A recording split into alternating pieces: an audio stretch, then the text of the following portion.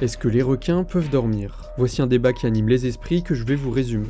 La première chose que les gens se disent, c'est non, un requin ne peut pas dormir, il est obligé de se déplacer pour respirer et s'il arrête, il meurt. Eh bien, ça dépend. On peut séparer les requins en deux catégories. La première, principalement avec des gros requins comme le grand requin blanc ou le requin baleine, sont incapables de s'arrêter de nager car ça permet à l'eau de circuler sur leurs branchies et d'absorber l'oxygène présent dans l'eau et ainsi respirer.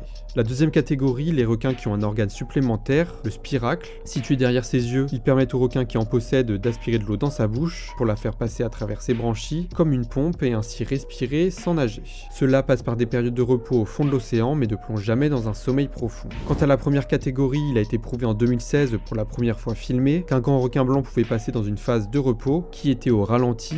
Il a été supposé que ces requins étaient capables de rendre moins actif une partie de leur cerveau tout en continuant de nager. Mais ne vous trompez pas, les requins gardent les yeux ouverts en dormant. Savais-tu que le véritable rugissement du lion, ce n'était pas ça?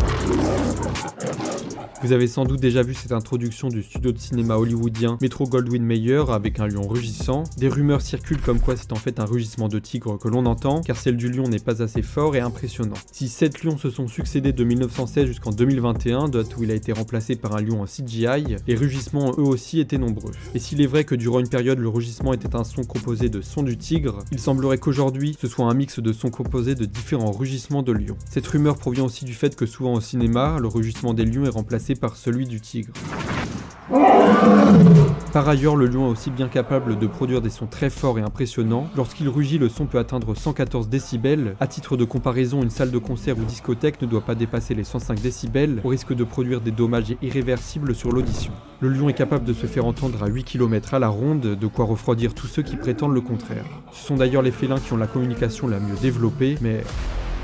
On s'est tous déjà posé la question de l'animal qui fait le plus de victimes humaines par an. Si naturellement des animaux viennent à beaucoup comme les requins, les lions ou les crocodiles, la réalité est tout autre. Vous pouvez déjà oublier les requins, malgré son image de créature assoiffée de sang principalement due au cinéma, il ne cause que 6 décès par an, alors que l'homme lui tue par millions des requins chaque année. Je ne sais pas qui est le monstre dans l'histoire. En top 5, on retrouve les chiens avec 59 000 personnes, le meilleur ami de l'homme fait plus de victimes que les lions, les hippopotames, les éléphants et les crocodiles réunis.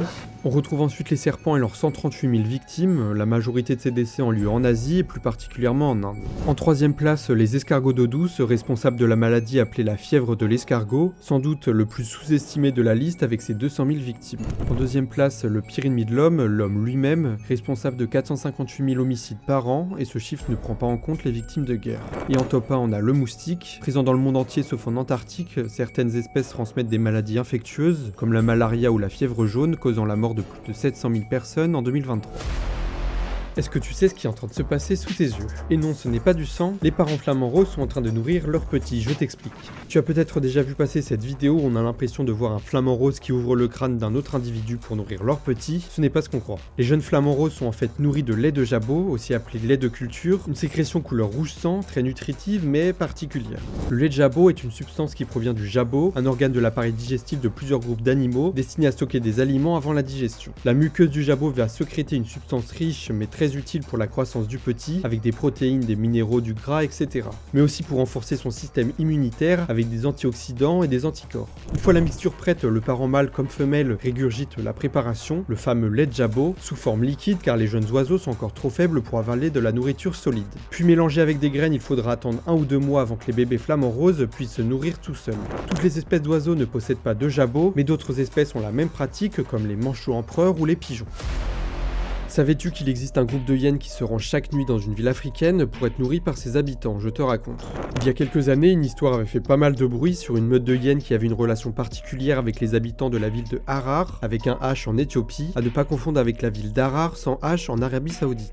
Lorsque la nuit tombe, les hyènes entrent dans la ville par des portes hyènes, aménagées pour eux dans les murs pour venir se nourrir. La relation est bénéfique dans les deux sens, les hyènes obtiennent de la nourriture des habitants et en échange nettoient les rues des carcasses des bêtes. Un autre atout est selon les croyances locales que les hyènes chassent les mauvais esprits et mangent les djinns et posséderaient la capacité de parler aux morts et de voir des choses invisibles à nos yeux. Problème, cette relation privilégiée est menacée. En effet, cette relation particulière avec les hyènes est devenue une sorte d'attraction touristique, attirant beaucoup de visiteurs et la ville veut surfer sur le coup pour construire un éco-parc avec de nombreuses boutiques, cafés et d'un musée sur une zone où les habitants viennent les nourrir. Autre problème, une zone urbaine a fait son apparition non loin, bloquant certaines routes empruntées par les hyènes. À terme, cette relation unique pourrait bien disparaître. Sais-tu pourquoi certains tigres et certains lions sont blancs? Laisse-moi t'expliquer.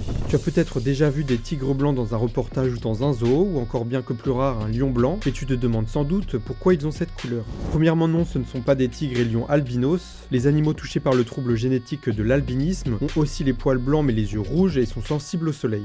Les lions et tigres blancs sont atteints d'une autre maladie génétique, le leucétisme ou leucéisme. Les individus atteints par ce trouble ont un pelage clair, plutôt blanc ou crème, et ont des yeux clairs, souvent bleus. Ils ne sont eux pas impactés par le soleil. Et non, les tigres et lions blancs ne sont pas une espèce ou sous-espèce à part, mais des membres de leur espèce présentant une mutation génétique.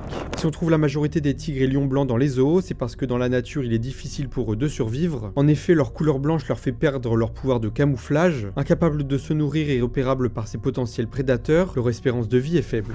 Dans les zoos, ils sont reproduits entre eux pour avoir des petits tout blancs, mais cela entraîne des problèmes de consanguinité. Connais-tu l'île que l'on surnomme l'île aux serpents, qui abriterait la plus grande concentration de serpents au mètre carré? L'île aux serpents est juste un surnom, le vrai nom de l'île qui fait tant parler est Queimada Grande, île qui se situe au large des côtes de Sao Paulo au Brésil. Elle a une superficie de 43 hectares et abrite plusieurs espèces de serpents, dont une surnommée la vipère fer de l'anse dorée, de son vrai nom Jararaca iloa ou Bothrops insularis. Cette espèce est endémique à l'île, ce qui veut dire qu'elle n'est trouvable qu'ici. Son venin serait l'un des plus puissants du monde. Selon les rumeurs, à certains endroits de l'île, il y aurait un serpent par mètre carré, et la légende locale prétendrait qu'il y en ait 5.